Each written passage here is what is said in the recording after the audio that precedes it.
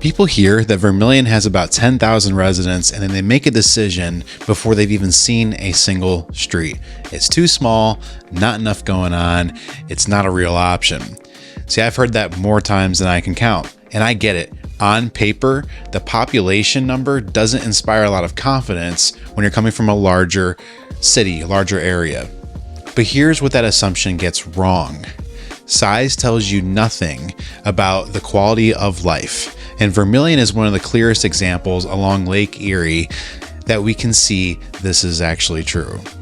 I grew up here. This is home to me. Not in a sentimental, glossy type of way, but in a way where I know all the neighborhoods, all of the pockets of homes, and all of the trade-offs of living here. And I still choose to call this home. So if you've already written off Vermilion as being too small, not enough to do, there's not enough variety of houses, I encourage you watch this video because I'm going to show you just the opposite. My name is Adam Williams. I'm a local real estate agent here serving Vermilion, Huron, Sandusky, and all the surrounding areas right here along the northern coast of Ohio. I've been in real estate for over 10 years now as a marketing director, owning a media company, and as a director of operations for a very large real estate team and a realtor. So Vermilion is special to me. This is where I grew up. It's my stomping grounds. And the neighborhoods I'm going to discuss in this video, I've seen my entire life. So I come at them from a little bit different perspective. So let's get right into it. Before I go neighborhood by neighborhood in Vermilion, Ohio, I want to discuss that misconception directly that Vermilion is just too small. So that assumption assumes that the small population equals limited options. There's not going to be enough restaurants, not enough to do. It's just not enough to make this worth considering. But here's what that assumption misses. Did you know that Vermilion has been an accredited Main Street USA community for over 20 years? That's pretty cool. That designation isn't just handed out. It reflects sustained investment, active business development, in a downtown that actually functions as a downtown. It's not a ghost town with a few antique shops. It's real, living Main Street with restaurants, galleries, local retail, and year-round programming. Another reason, did you know that the Vermilion Harbor holds over 1,000 boat slips? That makes it the largest boat harbor on the Great Lakes. In a city of 10,000 people, that ratio tells you everything about what this place prioritizes. Vermilion has awesome festivals. We all know the Woolly Bear Festival. Did you know that attracts over 100,000 people in attendance to the city every year? That's over 10 times the population of Vermilion itself just for a single event. The infrastructure, the community organization, the identity required to pull that off, that doesn't just happen in a place that lacks the capacity.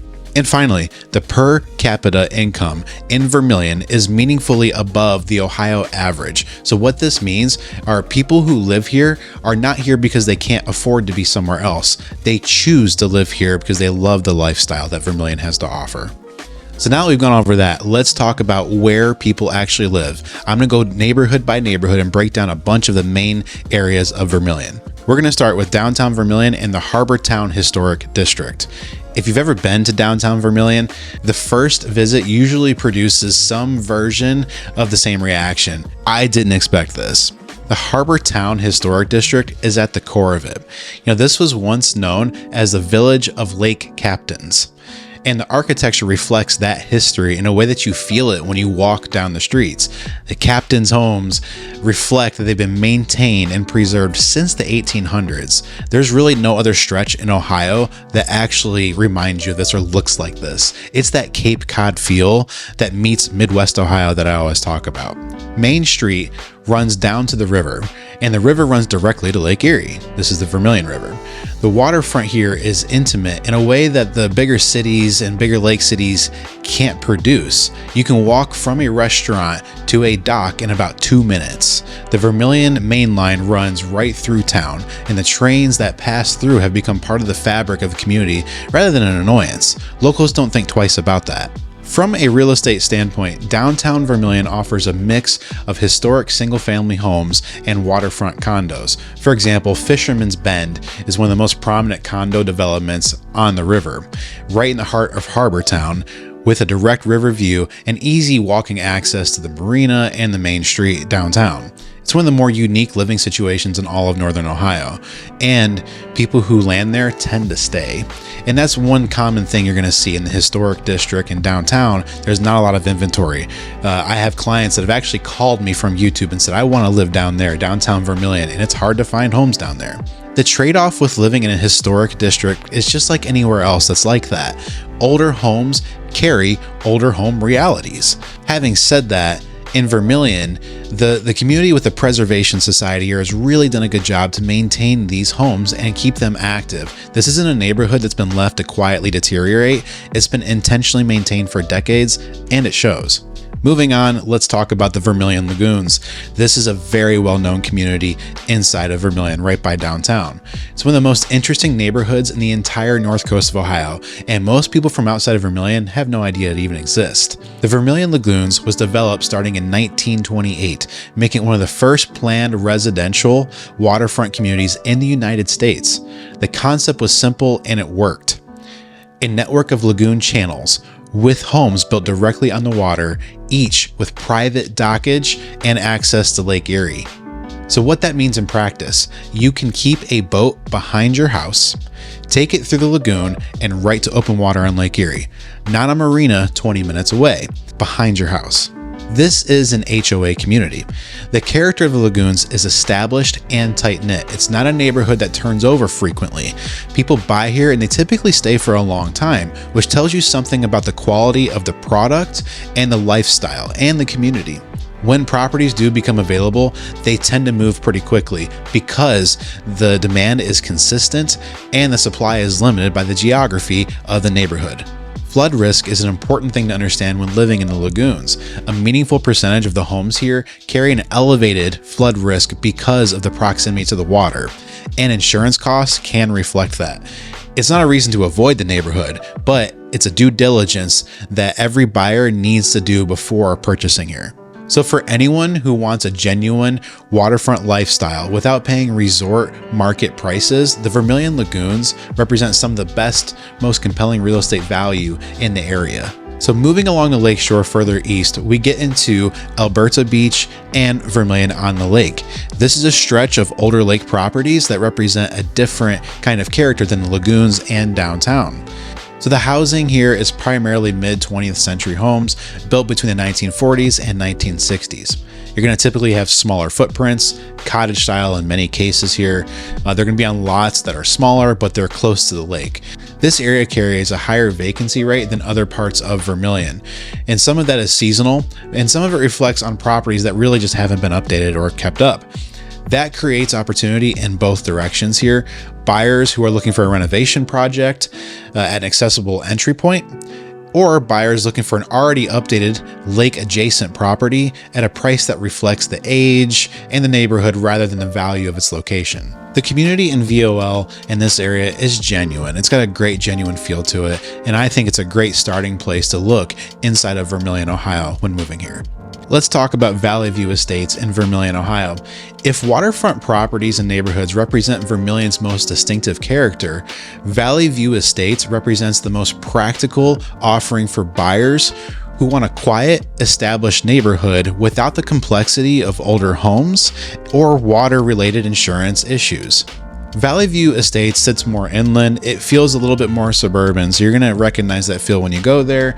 You're going to see a lot of ranch homes, modest square footage, well-maintained yards, neighbors who typically know each other, a lot of people walking around in the communities there.